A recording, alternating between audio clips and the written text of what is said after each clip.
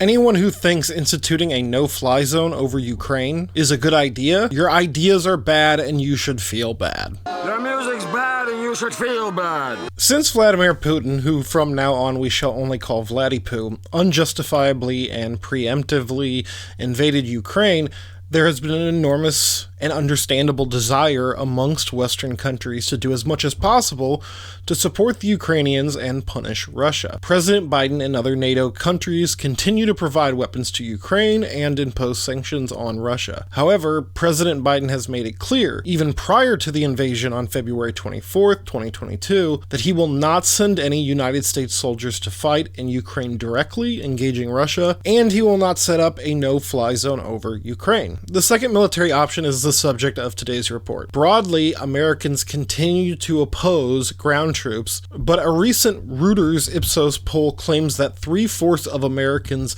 support NATO establishing a no-fly zone over Ukraine. Now, most NATO countries have already established no-fly zones within their own borders for all Russian planes. Currently, no Russian planes, commercial or military, are permitted to fly within our borders.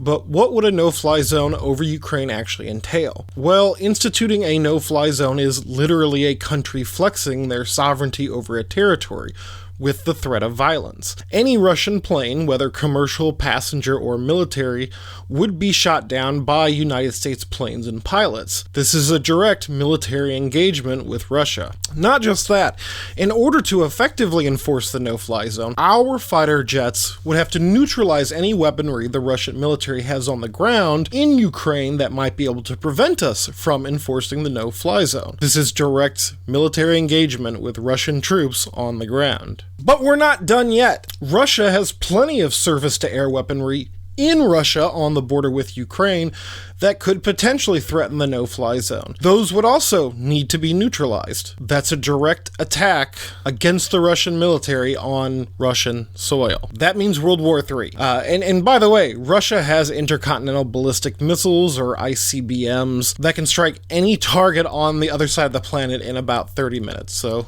let's be realistic about what would have to happen. So Vladipoo has already said a no-fly zone would be an escalation, and has increased the readiness of Russia's own nuclear arsenal. It's important to remember, Russia isn't just any belligerent nation. It's a belligerent nation with the second largest stockpile of nuclear weapons on the planet. The United States directly engaging militarily with Russia would mean a nuclear holocaust. As soon as one nuclear bomb is launched, following the strategy of mutually assured destruction, a domino effect of nuclear weapons would launch from all over the planet. There are approximately 15,000 nuclear bombs across the world. If even 5% of those were released, that's enough firepower to annihilate the planet. So this conflict will not end because of more weapons or more escalation. It will ultimately end only through diplomacy. Listen to Kurt Volker, former US envoy to Ukraine and former ambassador to NATO, on CBS advocate for a limited no-fly zone over Ukraine.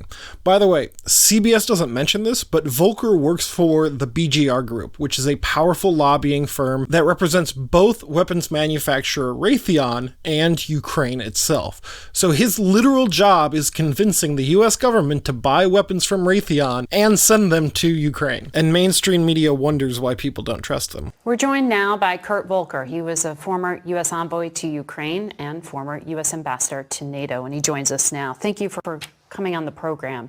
You've been arguing for a no-fly zone over Ukraine. NATO says that's off the table. The United States, no way, no how, no combat troops. Because President Biden says this would trigger World War III. Why is he wrong? Well, I think there are ways to do this that mitigate those risks. It doesn't eliminate the risk, but it mitigates the risk of direct conflict with Russia.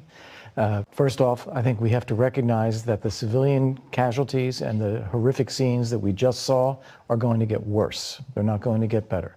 There's going to be massive airstrikes against Kyiv, against other cities, and it's going to be absolutely devastating. So if we can prevent that from a humanitarian point of view, I think we need to try. And the way to do this that I would recommend is we make clear the humanitarian purposes. We limit the scope geographically to Kyiv and Western Ukraine, so we're not getting close to Russian borders. We make clear that we will only fire if fired upon on any ground targets. We are not there to strike anything. We make clear to the Russian military that we will not strike their aircraft or their helicopters as long as they stay outside the zone. And then there are rules of engagement that our Air Force and others are very good at, of escorting people out of the zone without fire if they're not fired upon. And I think we apply all of those things in order to try to create a safe space for the civilians. So how does Volker's no-fly zone work without creating World War III?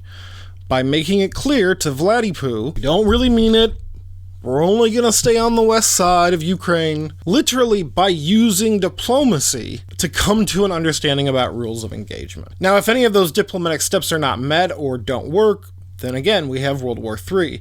And Volker even admits it might lead to World War III, but still thinks it's worth it to come right up to the line, to just test it a bit. The urge to help Ukrainians against this war of aggression by Vladiput is very strong. We want to do what's in the best interest of the Ukrainians suffering right now.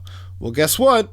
A nuclear holocaust is not in the best interest of Ukrainians. Thank you for watching, and join us next time on Agitation Rising.